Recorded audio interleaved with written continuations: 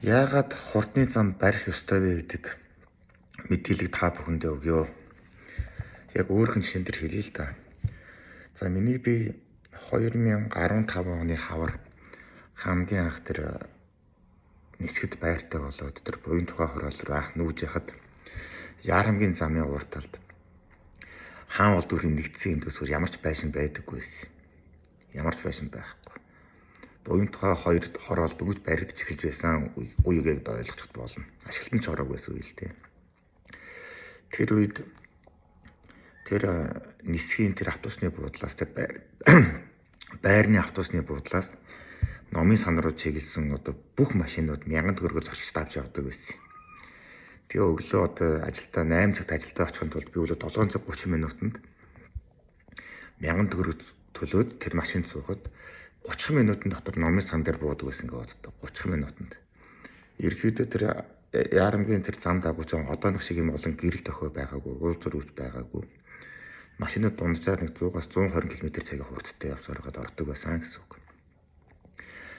Ингээд 2016 оны хүртэл тэр ардчилсан нам цацгалж явах үед болохоор Яарамгийн урталт чинь бизнес худалдааны төв болгоно гэсэн төлөвлөлттэй байсан, хотын төлөвлөлт нь.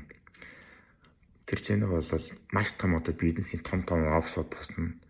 За эргэн тойронд мэдээж орон сууцны хотын хороолууд байгаа. Гэхдээ тэрэн дотроо сургууль цэцэрлэгийн нийт бүрэн нэрийн шийдчихсэн ийм зураг төсөлтэй байсан юм аа. Батуулгын тэр төслөөр бол улсын хурлын талаар батлан төсөл байсан шүү дээ.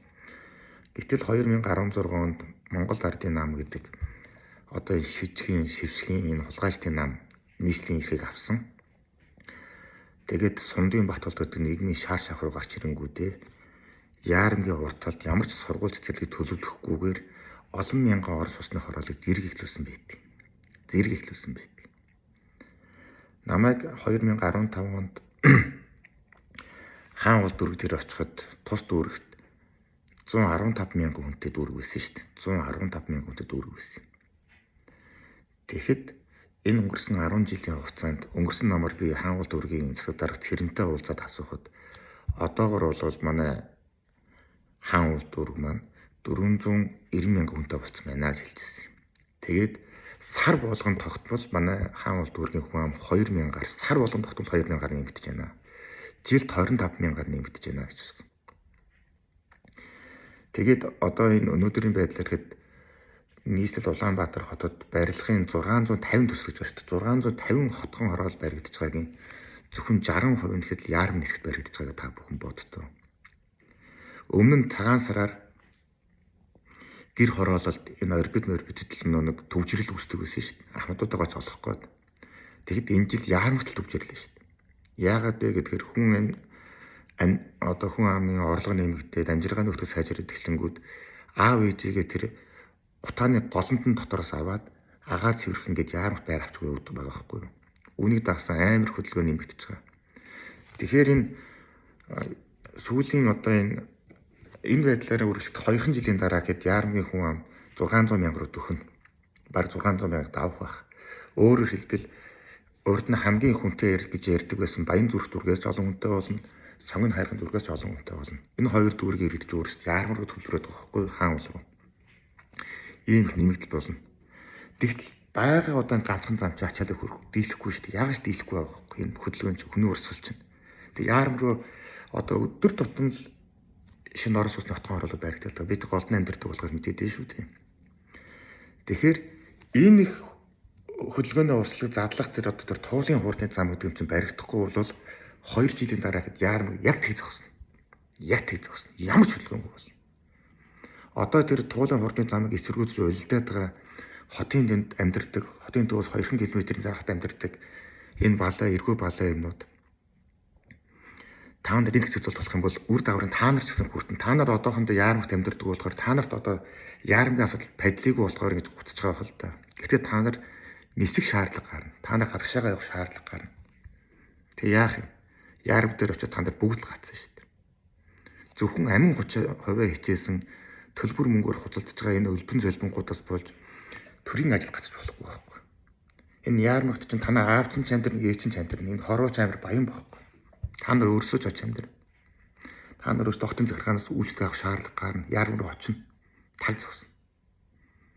Тийм учраас Энэ яагаад энэ яарамгийн зам ашиглалтанд орох вэ гэхээр энэ хөдөлгөөний урсгал хүссэн үзээгүй нэмэгдээд байна шүү дээ. 2 жилийн дараа 600 700 мянган хүн төлөх гээд шүү дээ.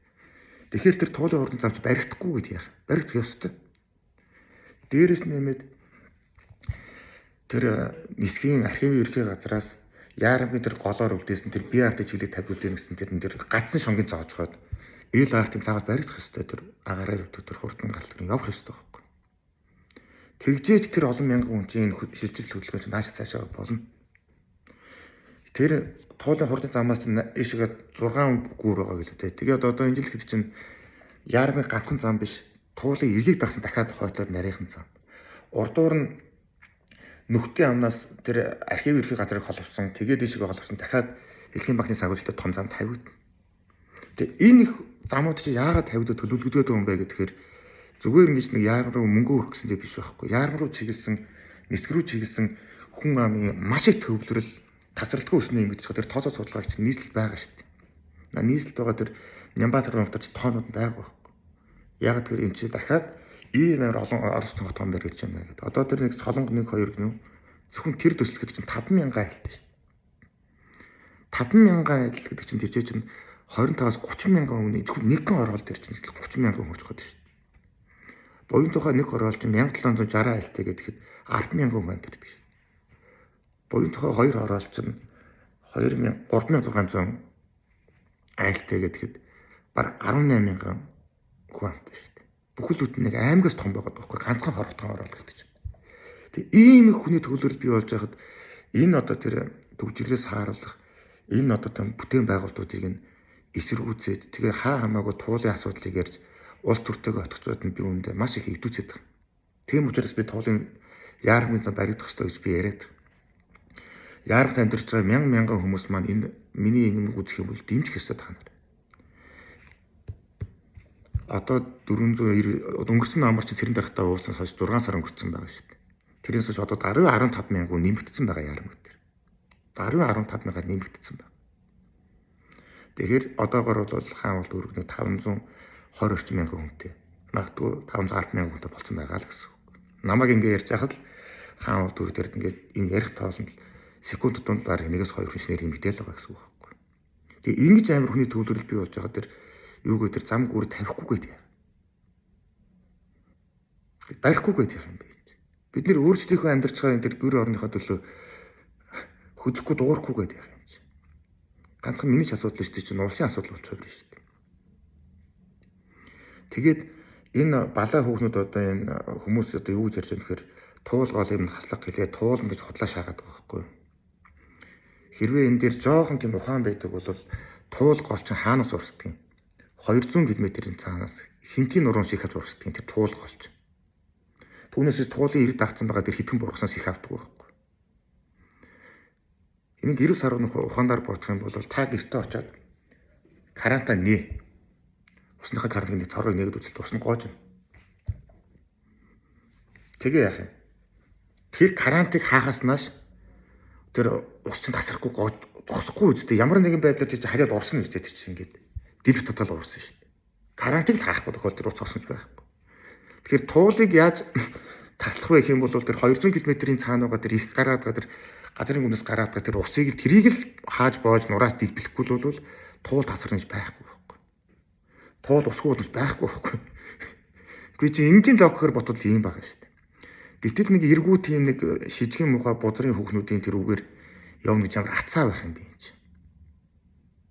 Тэгээд энэ нисгт амьдарч байгаа энэ хаавалд амьдарч байгаа ирээдүйд босох тэр орчинд очиж нүүж байгаа аав ээжигээ яар нүүлгэн гэж бодож байгаа хүн байгаа болоо тэгээд та нар өөрсдөө бол дуурал та өөрсдөө хамгаалал та.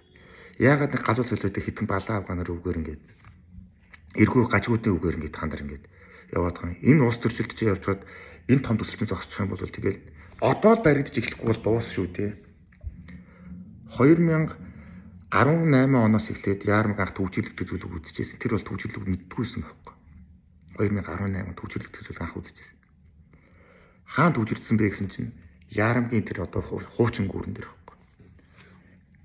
Яг тэр гүүрэн нарийнхан 2 гинэ гүүрэн дээр л тагц гацалд үүссэн. Гэтэл энэ хүн амын төвлөрөл бий болохыг мэдчихэд тэр 16 оноос ч 2 жилийн өмнө ч тэр нэг яармгийн олон төвчний хоцолтой гүүр байгаа шүү дээ. Тэр гүүр чинь 3 жилийн турш таригчиж ашиглалтанд орж ирсэн байна. 2 жил 3 жил жилээ. Тэр гүүр ашиглалтанд ороход Яарамгийнхан тэр гүүрний төвчрөл буюу одоо тэр нэг юунаас НЦС-ийн буудлаас цаашаага тэр гүүр таталт байсан төвчрөл байгаа шүү. Өргөс авсан галгуулж байсан шүү дээ. Өргөс авсан талгуулж байсан байхгүй. Одоо энэ туулын хурдны гүүр ашиглалтанд орох юм бол тэр их хүний хөдөлгөөн бас л өргөс авсан мэт галга болно. Гэхдээ энэ ганцхан шийдэл биш. Давхар үнэтэй хамт тэр ЛРТ буюу тэр хэрвээ тэр нэг газар дээгүүр нь тэр нэг юуныхаа замыг тавьчих юм бол метроныхоо тэр одоо шоу юм уу тэр ч одоо юу гэдэг Таранбай гэдэг нэрлээд байсан тийм.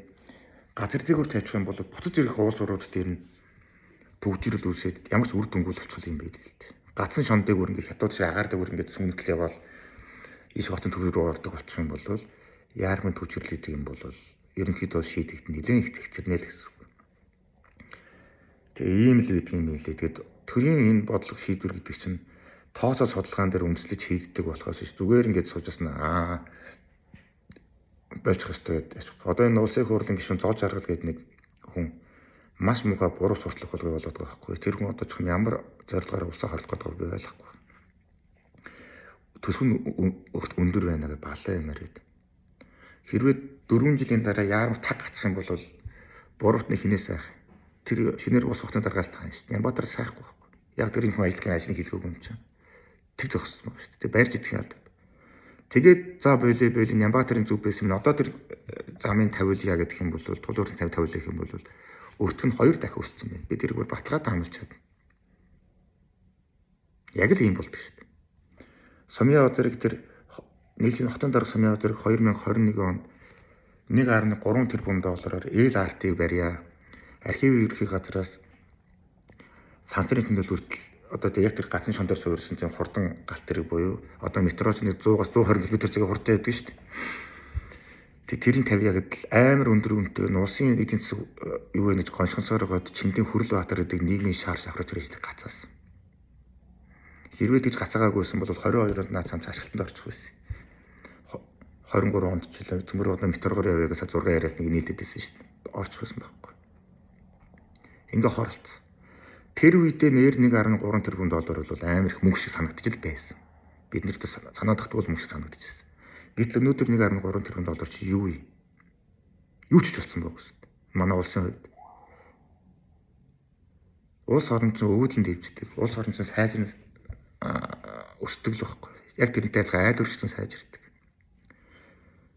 Одоогоос 4 жилийн өмнө 140 сая төгрөгөөр авдаг тоо шөнөд загдчихсан байр 4 жилийн дараа хуучин мөртлөрөөд 380 сая үнэтэй болсон байна шүү дээ. 4 жилийн өмнө монголчуудын цалин сая төгрөг байсан. Одоо өнөөдөр 2 саяар ажиллах хүн болсон байна шүү дээ. Орлого тэгж л өссөн байхгүй юу? Тэгэхээр энэ айл оронч сайжирдаг, улс гүрэн сайжирдаг. Тэгэхээр тухайн үедээ үнэтэй байна гэд хойшлуулсан юм болгоно бүр их хохиролтой байдаг гэсэн үг. Тэгэхээр энэ туулын хурдны замч тэр, метронч тэр, юунч тэр бүгд л явах ёстой. Тоосоо судалгааны юм чи явахгүй гэдэг.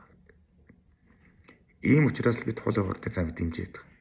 Ийм учраас л бид тэр чинь заавал тавих тусдаж яриад байгаа. Шалтгаан л энэ юм байна шүү. Түнс тэр Нямбатар тэр хайр зарсан юм надад огт байхгүй.